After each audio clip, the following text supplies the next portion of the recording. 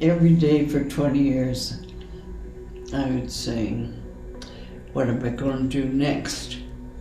That's how I ask for inspiration. I don't have any ideas myself. I have a vacant mind, you know, in order to do exactly what the inspiration calls for.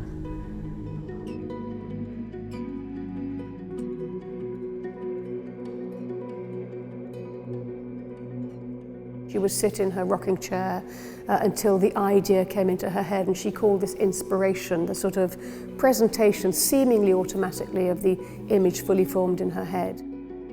It appeared in her head at a very small scale, like a little postage stamp. So then when you look at her notebooks, you see how she draws the postage stamp sized picture and then does complicated mathematics to scale it up to meet the self-defined limitations of her canvas.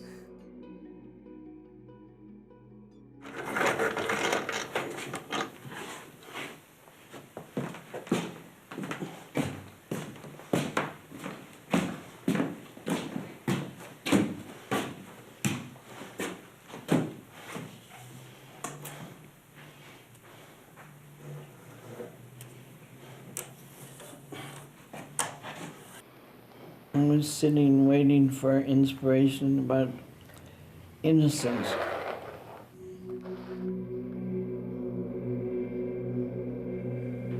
And into my mind there came a grid with the lines going this way and lines going that way.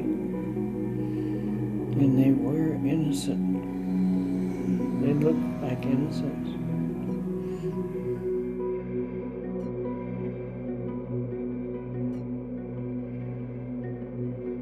And Martin said a wonderful thing once when people questioned the paintings and what are these paintings?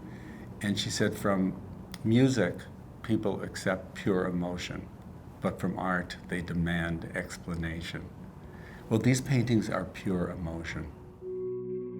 They are paintings of states of existence, innocence, happiness, the sublime.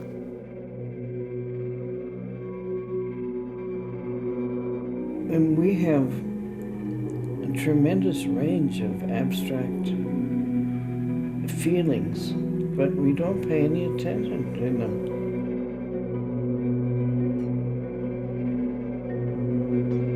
My granddaughter was about 11 years old, and she was in Agnes's apartment, and there was a rose in a vase, and she was mesmerized by the rose, and Agnes saw that and picked up the rose and said, "Is this rose beautiful, Isabel?" And Isabel said, "Yes, this rose is beautiful." And then Martin put the rose behind her back, and she said to Isabel, "Is the rose still beautiful?" And Isabel said, "Yes, the rose is still beautiful." And she said, "You see, the beauty is not in the rose. The beauty is in your mind."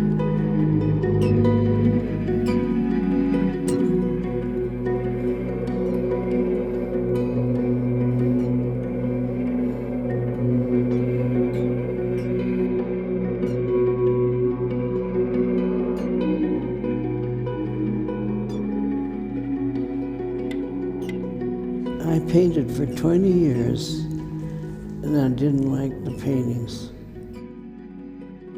They weren't what I wanted. I wanted really abstract, without any cause in this world, you know. And so every day I painted, and I got closer and closer to abstract painting, but it took me 20 years.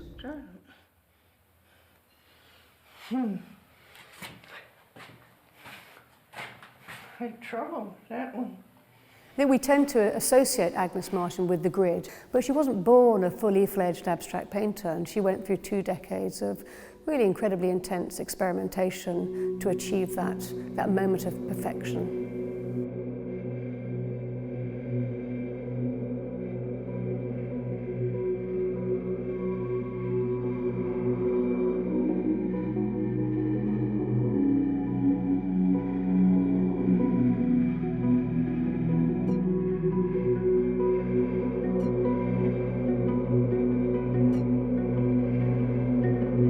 She was a painter with a long life who painted every single day and edited out all of the work she didn't like. So if there was a composition that she achieved, and then if it wasn't quite right, she would destroy the picture with a matte knife. She'd cut up her paintings, and she'd paint that painting again.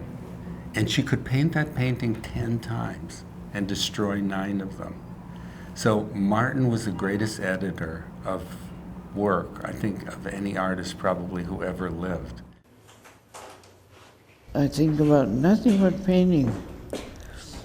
And the older I get, the more I like to paint. You know, it grows on you. Just imagine, I'm 88, so it's been growing for quite a while.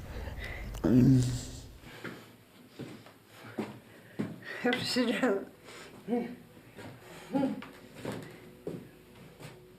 Looking at these grids and repetitive lines and passages of pale color, think of them as much as a mantra as a visual experience.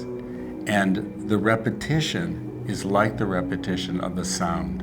And Martin has felt that the painting is a kind of map, and it's a map to your inner responses, whether it be joy or happiness or that it makes you calm. That's the work of art. That her painting is a key to the art within you.